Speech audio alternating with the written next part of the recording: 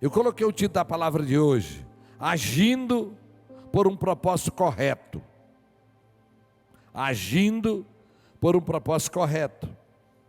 E eu quero caminhar numa experiência de Jesus extraordinária, que a gente fala Jesus com a mulher samaritana.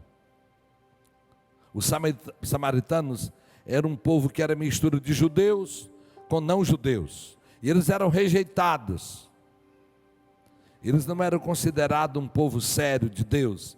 Se você percebe isso, quando Jesus conta uma parábola: Senhor, quem é meu próximo?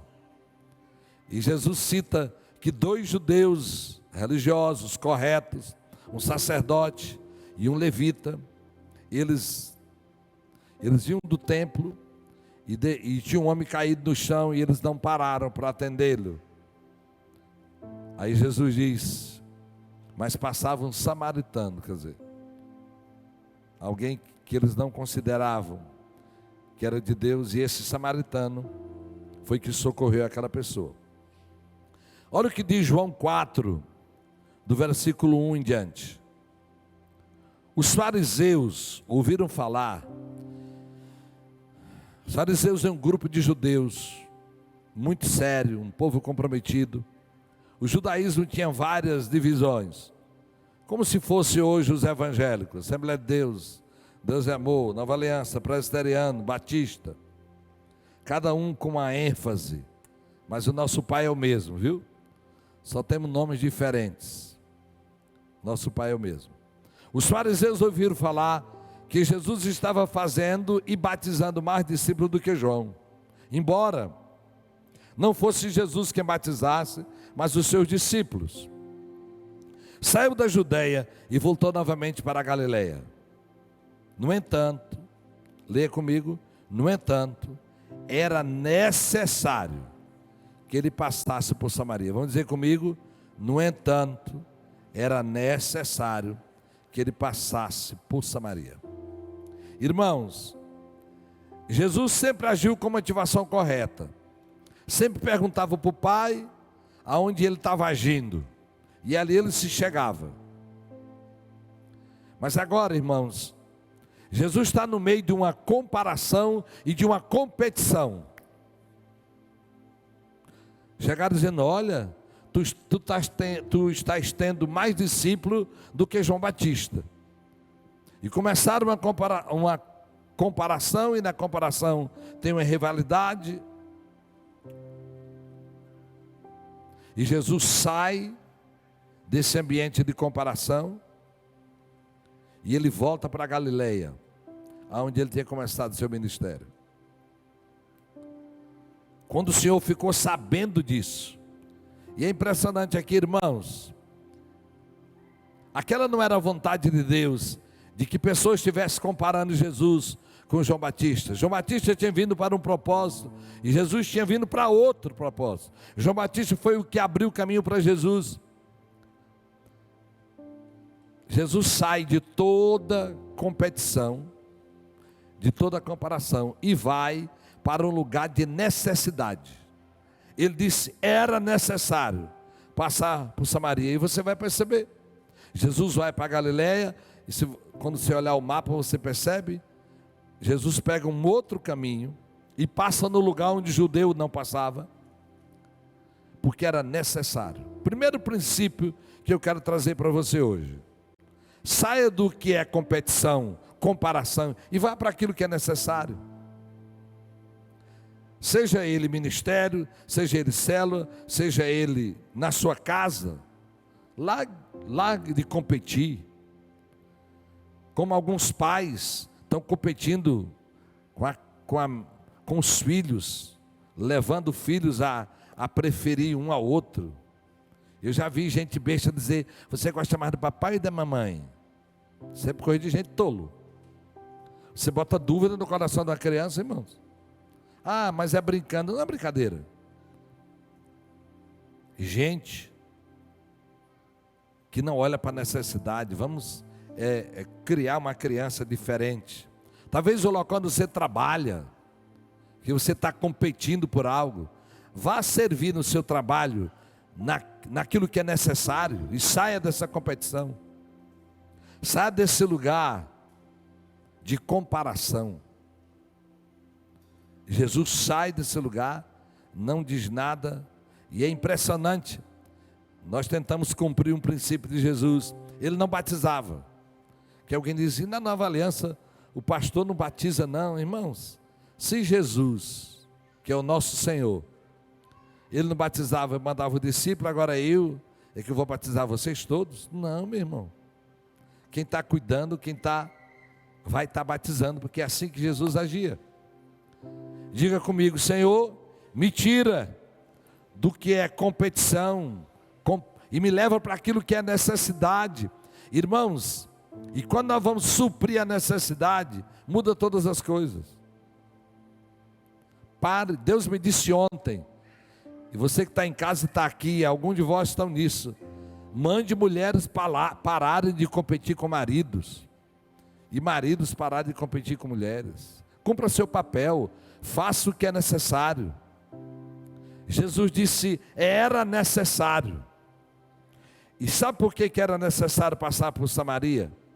Porque tinha algo que aquele povo estava precisando. E Jesus caminha para Samaria, e agora ele chega em Sicá, e é impressionante que ele chega em um poço, era meio-dia, os discípulos foram comprar comida e ele ficou naquele poço. Obviamente meio-dia não era a hora, se você já foi do interior, lugar de buscar água era de manhã. E aquela mulher estava buscando água meio-dia, porque a situação dela matrimonial não era boa. Talvez para não se constranger, ela foi buscar água meio-dia. E lá está Jesus. E Jesus agora vence um preconceito. Judeu não falava com o samaritano, e muito menos um homem falava com a mulher. Os irmãos sabem, no mundo muçulmano ainda é assim. Seja o muçulmano na Inglaterra ou em outro lugar do mundo, elas olham para a gente assim, e baixa o olhar e acabou-se. A minha filha estagiou em um país muçulmano 3 meses. Ela, pai, a gente olhava para a pessoa, para o homem, tinha que baixar a cabeça e conversar sem olhar no olho, porque senão a gente era considerada vadia. E você imagina 2000 anos atrás, um homem não se dirigia para a mulher, por exemplo, no Afeganistão, um homem não pode imaginar em tocar em uma mulher, nem dirigir-se com uma mulher na rua que não seja a sua, porque ele é preso. As leis do Talibã. Jesus agora fala com a mulher, diga comigo, Senhor, tira todo o preconceito meu. E nós estamos em um país livre, que eu posso me dirigir para qualquer pessoa, por um propósito correto. Talvez tenha uma palavra que eu possa dar, e nós aqui do norte e do nordeste mais ainda. Então, agir, irmãos, por necessidade e fugir da comparação, foi o que Jesus fez. Segundo lugar, agir sem olhar para o preconceito. Eu sei que nós vamos agir com cuidado. Eu tive um amigo meu, nós fazemos evangelismo à madrugada, quando éramos estudantes de teologia, mas todos nós saímos de 2 em 2, seja nas praças ou nos locais onde tinha muita prostituição, mas a gente ia de 2 em 2. Esse meu amigo resolve evangelizar a prostituta, e um dia foi evangelizar uma dentro do quarto dela. Oh, Jesus. Voltou para casa, caiu. Ele era o bonzão que podia evangelizar. Tem misericórdia. Porque às vezes você tem tanto medo que alguém olhe e julgue você. Não, irmãos, não tenha medo. Agir sem preconceito. E Jesus sentou perto daquela mulher, E eu compreendo que a necessidade de Jesus era necessário passar por Samaria. A necessidade era Sicar. Tinha Sicar para alcançar. E Jesus chega naquela mulher e eu imagino Jesus atrasando talvez a viagem dele. E chegando naquela hora e dizendo para aquela mulher: você pode me dar uma água? Ela diz: como? Se fosse um paraense, mas quando eu vou te dar uma água, se tu és judeu e eu sou samaritano? Como? Eles: se você soubesse quem te pedir essa água, ele te daria uma água viva. Jesus, que era expert em pegar o natural e para explicar o sobrenatural, começa a falar dessa água que ele podia dar para ela. Lá no mesmo capítulo, meu filho, versículo 10.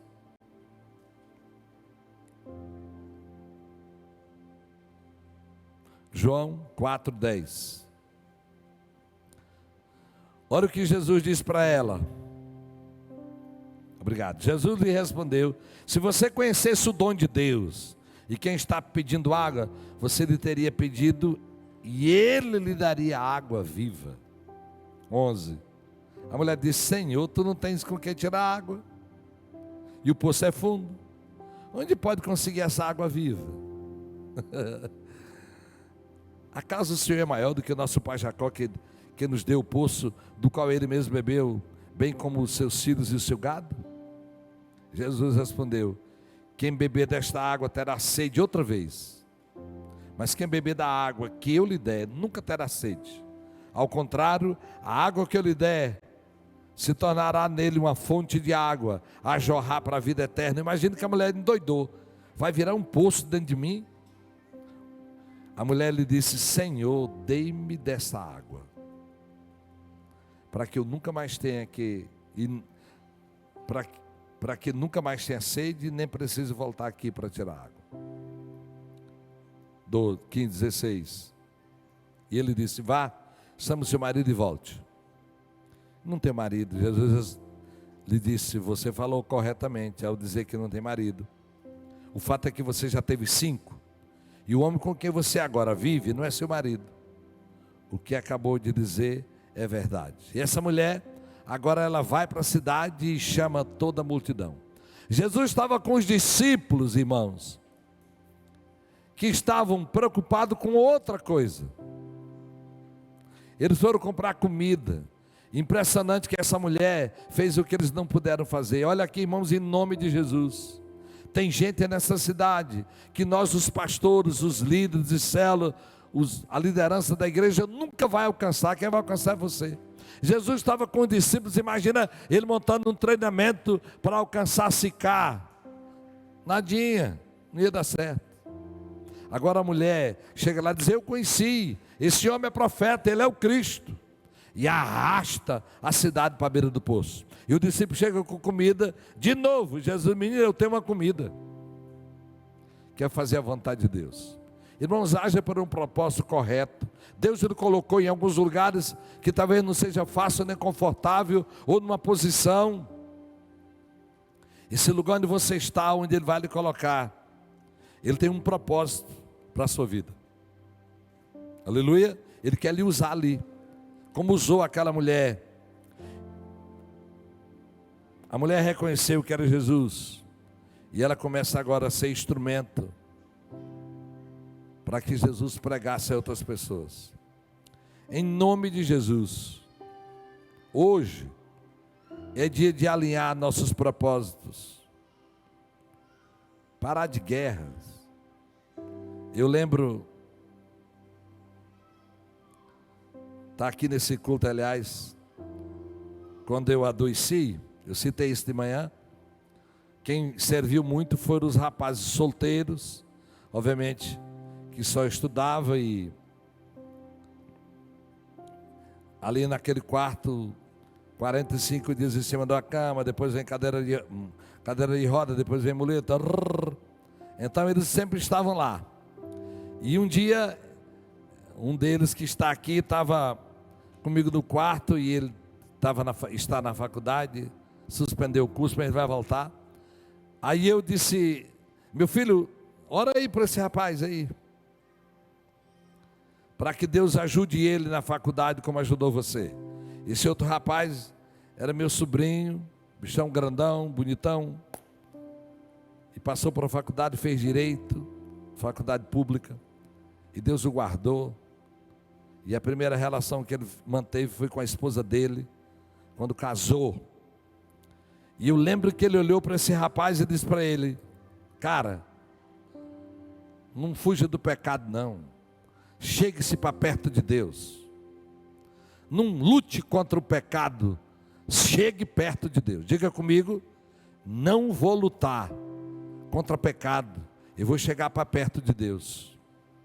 Aleluia. Irmãos, a nossa motivação é Ele. A Bíblia diz: chegai-vos a Deus, e Ele se chegará a vós. Resistir ao diabo, e Ele fugirá de vós. Vamos nos chegar a Ele. Nessa motivação correta, irmãos, Deus conta conosco. Amém? Sai de competição.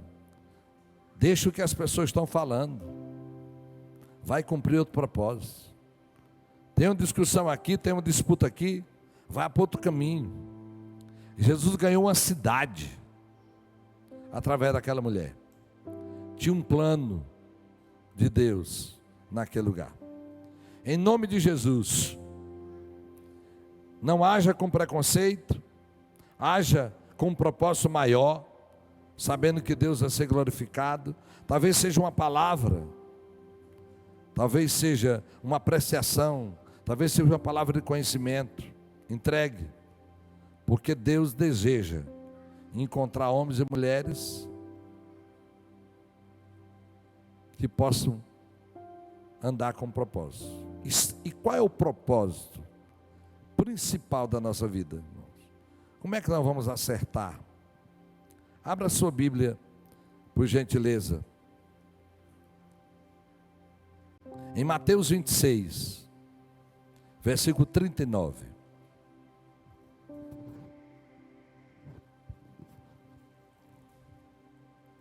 Indo um pouco mais adiante, aqui é o dia que Jesus estava diante do processo de sofrimento para morrer. Prostou-se com o rosto em terra e orou. Jesus pressentia o que iria acontecer. E ele diz assim: meu Pai, se for possível, afaste de mim esse cálice, esse sofrimento. Contudo, não seja como eu quero, mas sim como tu queres. Irmãos, nessa caminhada de ser usado por Deus por propósito, a coisa que nós vamos exercitar é a nossa vontade. A vontade é um atributo da nossa alma. E muitos de vós têm vontade enfraquecida.